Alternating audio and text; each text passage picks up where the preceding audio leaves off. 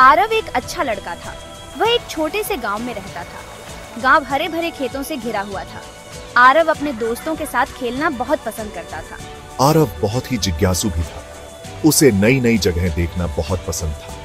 वह अक्सर पास के जंगल में घूमने चला जाता था। उसकी माँ उसे सावधान रहने की चेतावनी देती थी, लेकिन आरव कभी डरता नहीं था। एक धूप वाली दोपहर आरव खेल रहा था। उसने जंगल में जाने वाला एक रास्ता देखा। उसने यह रास्ता पहले कभी नहीं देखा था। उसकी जिज्ञासा उस पर हावी हो गई। उसने नई जगह देखने का फैसला किया। जंगल ठंडा और छायादार था। पत्ते हवा में सरसरा रहे थे। पक्षी मीठा गा रहे थे। आरव खुश महसूस कर रहा था। वह जंगल में और अंदर चला गया। जल्द ही आरव एक खुले मैदान में पहुंच गया। मैदान के बीच में एक विशाल पेड़ था। यह अब तक का सबसे बड़ा पेड़ था जो आरव ने कभी देखा था। इसकी शाखाएं आसमान तक पहुंच रही थीं।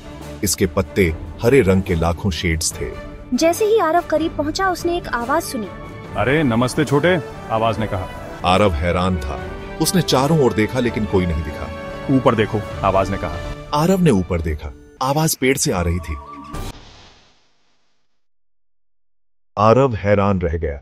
वह पहले कभी बात करने वाले पेड़ से नहीं मिला था। तुम कौन हो? आरव ने पूछा। मैं इच्छाओं का पेड़ हूँ, पेड़ ने उत्तर दिया। मैं उन लोगों की इच्छाएं पूरी करता हूँ जो सच्चे और दयालु होते हैं। आरव ने एक पल के लिए सोचा। मेरी एक इच्छा है, उसने कहा। मेरी माँ खेतों में बहुत मेहनत करती है। बारिश होने पर वह अक्सर भीग जाती है। काश उसके पास एक जादुई छाता होता जो हमेशा उसकी रक्षा करता। ये एक अच्छी इच्छा है। तुम एक अच्छे लड़के हो आरव। तुम्हारी इच्छा पूरी हुई। अचानक पेड़ की शाखाओं से एक सुंदर चमकदार छाता गिर गया।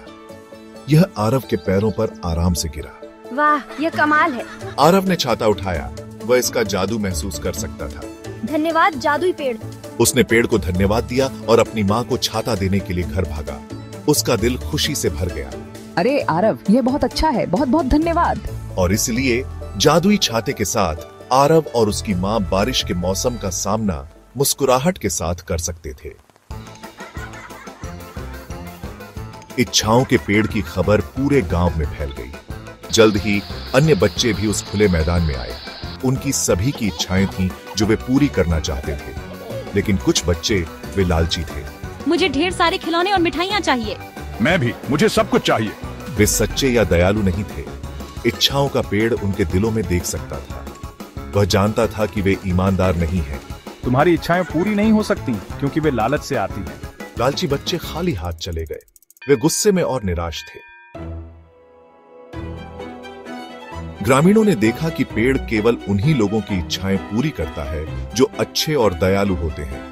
उन्होंने उस दिन एक बहुमूल्य सबक सीखा। ईमानदारी और सच्चाई लालच और स्वार्थ से ज्यादा महत्वपूर्ण है। उस दिन से ग्रामीणों ने एक दूसरे के साथ अधिक दया और सम्मान के साथ व्यवहार किया। उन्होंने जो कुछ उनके पास था उसमें संतोष रहना और अपने शब्दों और कार्यों में हमेशा सच्चे रहना सीखा। इच्छाओं के पेड़ के साथ आरव की मुलाकात ने सभी को एक बहुमूल्य सबक सिखाया। इसने उन्हें दिखाया कि ईमानदारी और सच्चाई को हमेशा पुरस्कृत किया जाता है। सच्ची खुशी दयालु होने और दूसरों की मदद करने से मिलती है।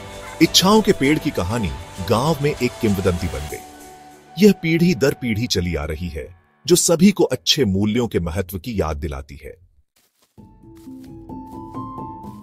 आरव इच्छाओं के पेड़ के पास जाता रहा। वह अक्सर उसकी शाखाओं के नीचे बैठता और उसकी कहानियां सुनता।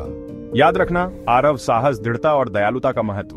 उसने इन मूल्यों के बारे में सीखा और गांव में एक बुद्धिमान और सम्मानित व्यक्ति बन गया। और इसलिए आरव और इच्छाओं के पेड़ की कहानी हमें याद दिलाती है कि दुनिया में जादू मौजूद है, लेकिन केवल उनके लिए जो शुद्ध दिल वाले हैं और खुद के प्रति सच्चे हैं।